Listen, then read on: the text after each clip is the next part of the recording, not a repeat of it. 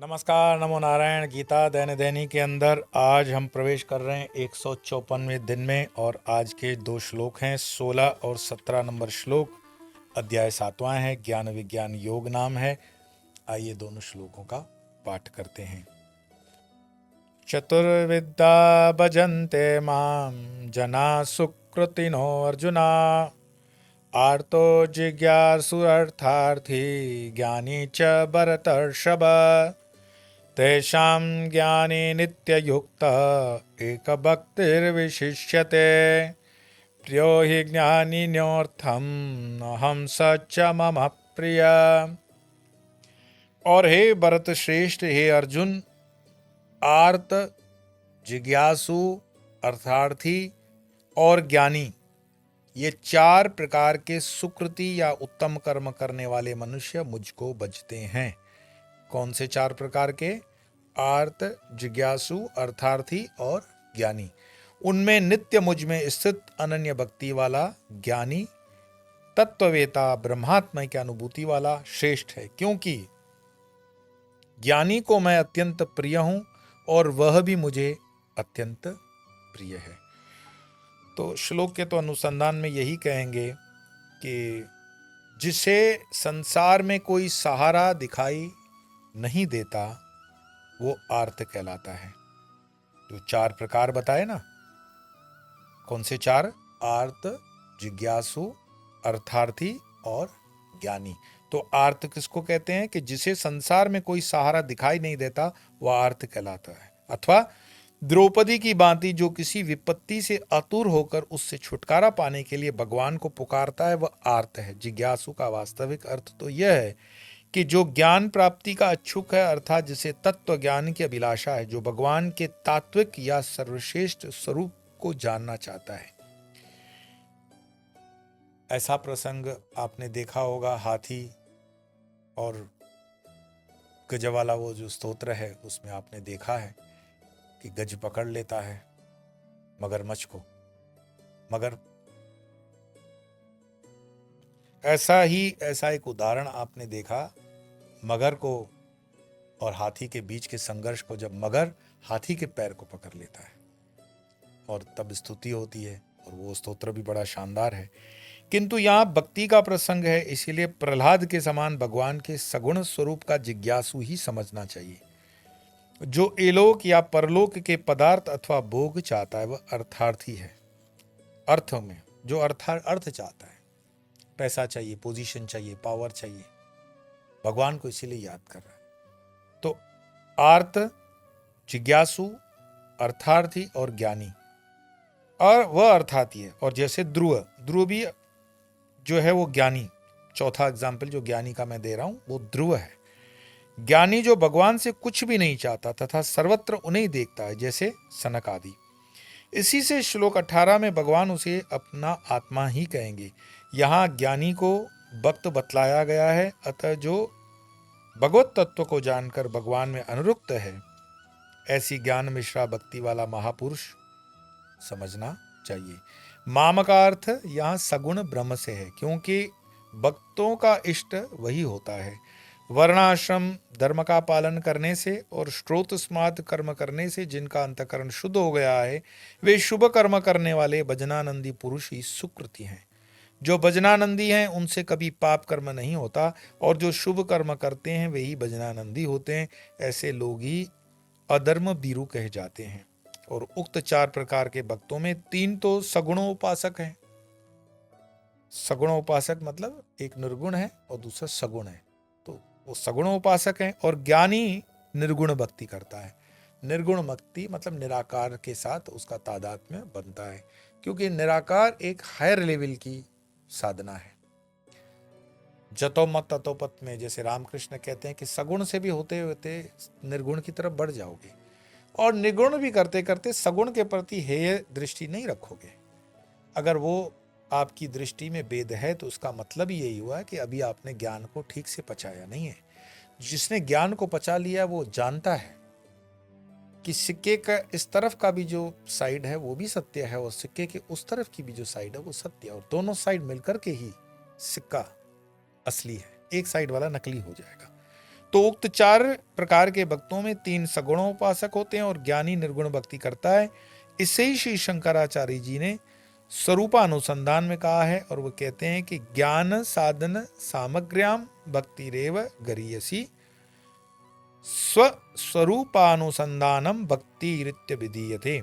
अर्थात ज्ञान की साधन सामग्री में भक्ति सर्वश्रेष्ठ है तथा अपने स्वरूप का अनुसंधान ही भक्ति कही गई है। कोई भी भक्त, कोई भी साधक अगर प्रारब्ध की साधना है तो फिर विवाद कहीं नहीं है। प्रारब्ध के जन्मों की साधना है तो बचपन से ही वो निराकार की तरफ सहजता के साथ चला जाएगा। सनातन धर्म की इतनी खूबसूरती है, सनातन धर्म की इतनी ये विविधता है कि हम बचपन में भी भक्त प्रहलाद जैसे देख सकते हैं और आगे जनकर वृद्धजन में जो शरीर से वृद्ध हुए हैं वो भी भक्त बनने का अधिकार रखते हैं। बचपन से कोई निर्गुण साधना में भी हो सकता है, कोई सगुण साधना में भी हो सकता है। साधना मतलब जैसे मैं पूछता हूं तुम्हारा इष्ट कौन है, तो ये जरूरी नहीं है कि जब मैं पंचदेवों की बात करूं कि ब्रह्मा विष्णु महेश हो या शक्ति हो या विष्णु के साथ साथ दूसरे कोई अवतार हो सकता है किसी की साधना का वो जो अवलंबन ले रहा हो वो सूर्य हो, सूर्य की उपासना, सूर्य विष्णु ही स्वरूप है, या चंद्रमा की उपासना है। हमारे वनवासियों के बीच में हम जाते हैं तो वन उनकी उपासना है, पेड़ उनकी उपासना है, वाघ मतलब जिसको हम टाइगर कहते हैं वो उसकी पूजा करते हैं।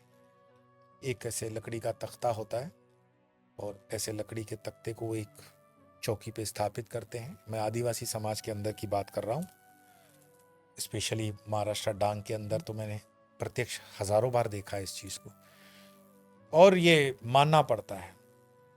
मैं अपने अनुभव से कह रहा हूं ये चीज और गंभीरता पूर्वक कह रहा हूं कि जिसको हम कहते हैं कि पैंथर, वाघ शहरों में आकर के इतना तांडव मचाता है और पूरे फॉरेस्ट वाले उसको पकड़ने के लिए पूरे जाल बिछाते हैं, शहरों में आ जाते हैं, जंगली बिल्लियां जिसको हम कहते हैं। पर कभी भी वनवासी के विस्तार में वो जंगली बिल्ली उनको नुकसान नहीं पहुंचाती है ज्यादातर, सिवाय इसके कि उसके साथ कोई दुर्व्यवहार न किया गया। तो उसका मैंने बहुत एक रीजन पूछा उनसे कि आप क्या मानते हो, तो वो अपने देव स्थान पर ले चले।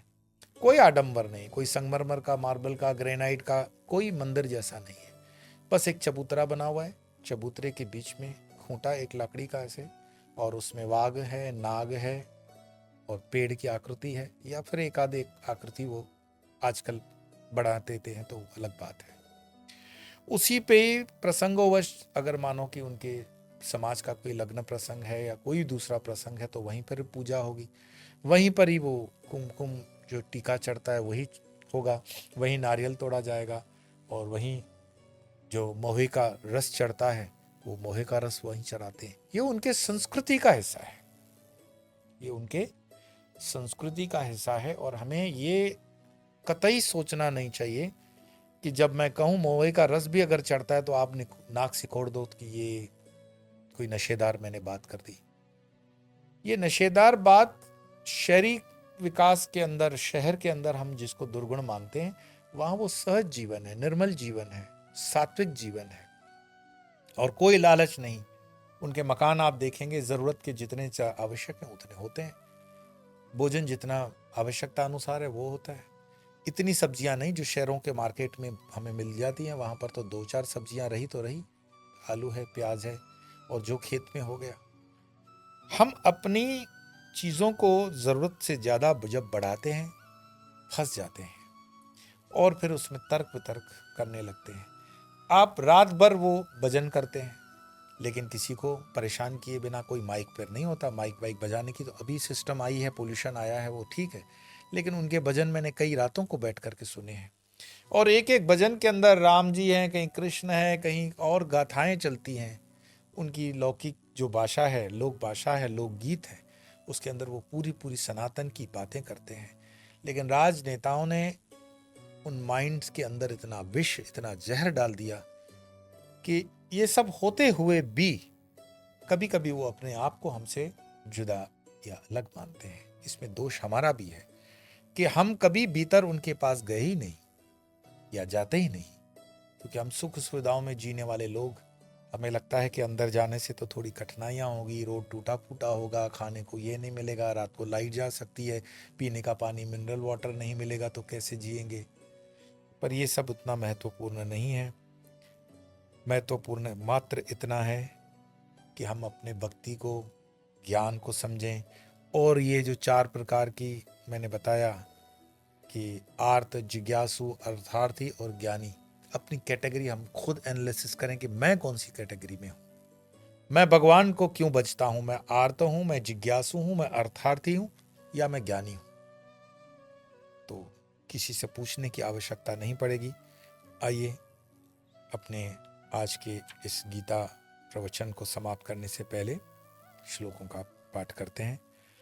चतुर्विद्या भजन्ते मां जना सुकृतिनो अर्जुन, आर्तो जिज्ञासु अर्थार्थी ज्ञानी च भरतर्षभ, तेषां ज्ञानी नित्ययुक्तः एकभक्तिर्विशिष्यते, प्रियो हि ज्ञानिनोऽर्थम् अहं स च मम प्रिय।